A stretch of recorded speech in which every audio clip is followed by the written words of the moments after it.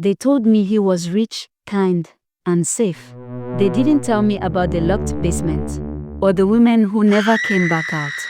My name is Amara, and this is the story of how I married a stranger for money and found a dungeon beneath his house. If you think you'd never open the wrong door, wait until you hear what was behind mine. I didn't marry him for love. Let's start there. No fairy tales. No butterflies. I was tired. Broke. I just lost my job in Lekki, and my younger brother back home in Enugu needed school fees. My mother's health was getting worse, and the bills. They were loud. I just needed a break. A way out.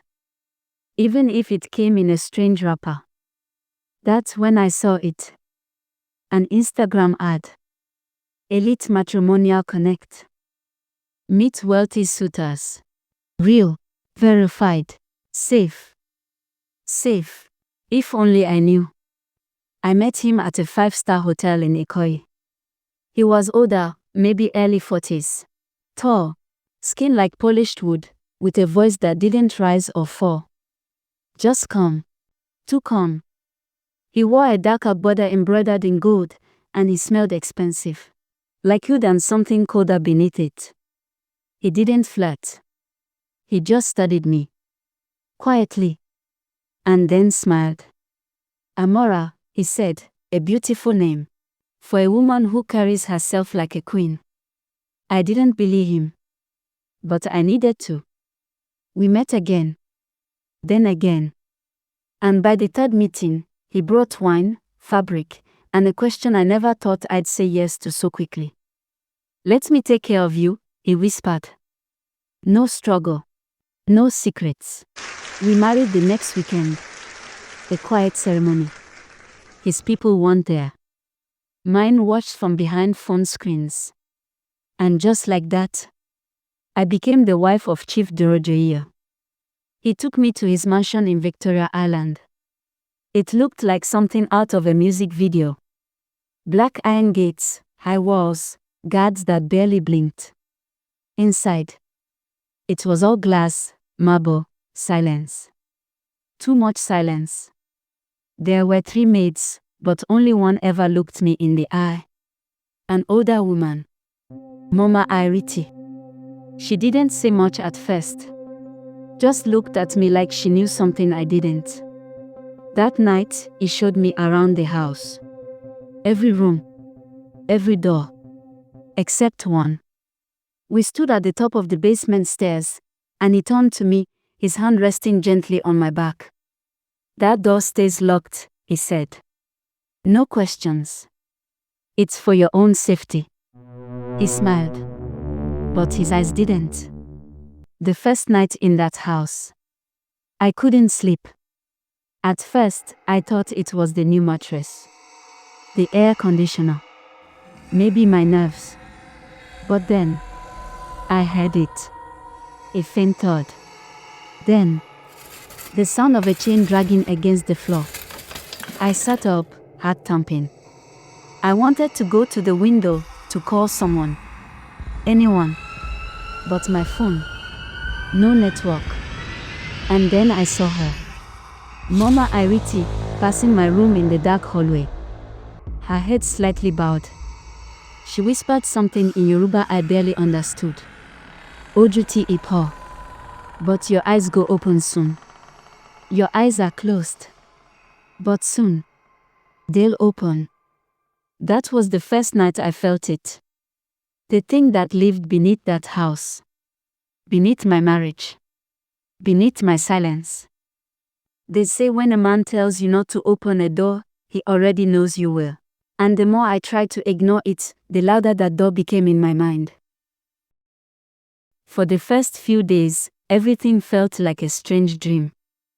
I woke up in silk sheets, ate food I didn't cook, and walked barefoot on floors that gleamed like water. Chief Dorojoye was kind. Always respectful. Always watching. He left early most mornings, said he had business on the island. I never asked what kind. At first, I stayed upstairs. Read books. Took long baths. Avoided that staircase. But every night, I heard the same sound. A dragging noise. Like something metal scraping across stone. Soft, distant, but real. I told myself it was pipes, old plumbing, maybe rats. But deep down, I knew something was alive under that house. One afternoon, I found the old housemaid in the hallway, folding sheets. I asked her, straight out, "What's in the basement?" She froze, looked down, then said just one thing. "There are some things better left locked." Then she turned and walked away. That silence, it was worse than any scream. It was the third night after the wedding. I went into Dorothy's study to look for a pen. I opened the drawer and found it. A small, rusty key. Old, but heavy, with a red string tied around it. I knew immediately what it opened. That door. The one at the bottom of the stairs. I held it in my hand, heart racing. I didn't even think. I just moved. The door creaked louder than I expected. The air behind it was colder. Damp. Like something had been trapped too long. There were stairs. Stone. Worn down in the middle like they'd been used often. Too often. I took each step slowly. My breath was the only sound I could hear. Then I saw it. Not a room, but a hallway. Narrow. Long. The floor was uneven. The walls were lined with strange markings, carved deep into the stone. And halfway down the corridor, a metal door. Heavy, rusted, with something smeared across the bottom of it. I stepped closer. Bent down. It was blood. Dried, but real. That's when I heard it. Footsteps. From upstairs. Slow. Measured. Coming toward the staircase. I froze.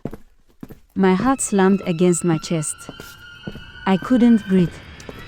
I turned and ran. Back up the stairs, into the hallway, and slipped into the guest room. From behind the door, I listened. The footsteps stopped, then turned, and walked away. I didn't sleep that night. I kept thinking, what kind of man locks blood behind the door? The next morning, Chief Dorothea was quiet. Too quiet. He didn't mention the open door. Didn't ask about the key. But his eyes, they clung to me, like he was waiting for me to confess. I acted normal. I laughed too loud, poured too much tea. My hands shook the whole time. That evening, I waited until the house was quiet again. Midnight. I tiptoed down the basement stairs. This time, with a flashlight and a kitchen knife tucked in my robe. The air was heavier.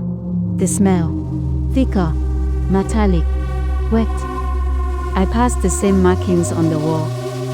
Yoruba symbols mixed with things I didn't recognize. Ancient, foreign, evil. I reached the metal door again. I listened. Nothing. Then I opened it. The hinges groaned like a wounded animal. Inside was a small stone room, a thin mattress, chains bolted into the walls, a bucket, and in the corner, a woman. Her skin was bruised, lips cracked, hair wild, but her eyes, they locked onto mine like fire. "Please," she croaked, "don't scream. Don't leave me here." I stepped closer, shaking. "Who are you?" I whispered. "My name is Chinwe. I'm his wife."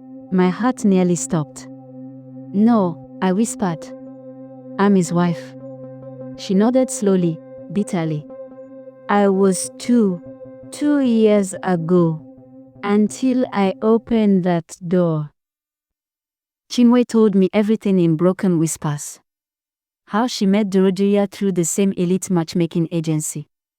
How he married her fast, isolated her, and how she ended up in that dungeon after asking the wrong question. He calls it the harvest, she whispered. What harvest? She looked down. Organs, body parts, young women with no family, no one to ask questions.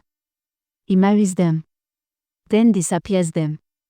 My stomach turned. I wanted to vomit. Run. Scream. She pointed to the far wall. Behind the tattered curtain was a second door. I opened it. What I saw still haunts me. Tables, surgical tools, blood-stained taps, a freezer humming in the corner, and photographs. Photos of women, all beautiful, all smiling in the first few, then pale, missing, dead in the last. There was a folder too. Inside, files, names, medical records, payment slips, even a list. My name was on it. Amara Nwachukwu. Kidney, healthy. Liver, viable. Scheduled date, TBD. I dropped the folder, my fingers trembling. He was waiting, Chinwe said. You were next. That was when I made a decision. I would not die in that house, and neither would she. I helped Chinwe stand. Her legs were weak, but her spirit wasn't. She still had fight in her. We snuck upstairs together, inch by inch. Back to my room. I locked the door, hid the knife, and gave her clean clothes and water.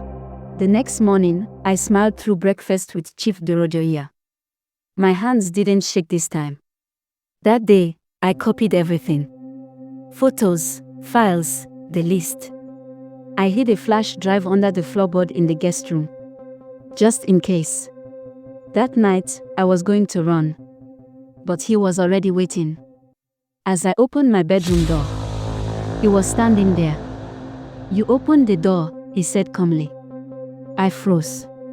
You disobeyed me, Amara. I didn't move. I couldn't. Do you know what happens now? He asked, reaching for my arm.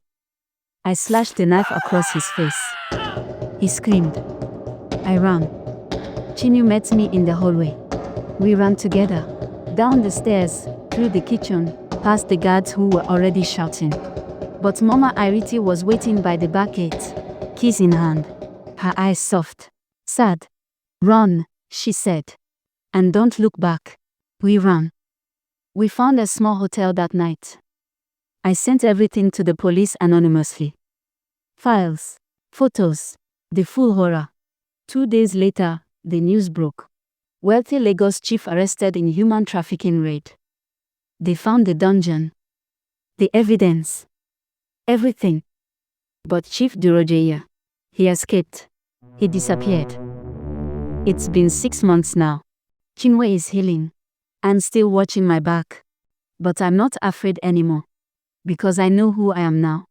I'm not a victim. I'm the girl who opened the door and walked out alive.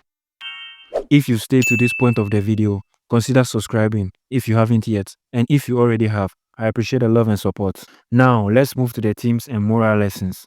Number 1 is female resilience. Even in the face of horror, women like Amara and Chinwe find strength to fight back and survive. Number 2, beware of easy escapes. When life is hard, dangerous shortcuts may come disguised as blessings. Number 3, the power of courage. Silence protects monsters. Courage exposes them. And you, what other lessons did you learn from this video? Drop it in the comments. The best 2 comments get a shout out in the next story video I'm dropping. Till next time guys, stay safe.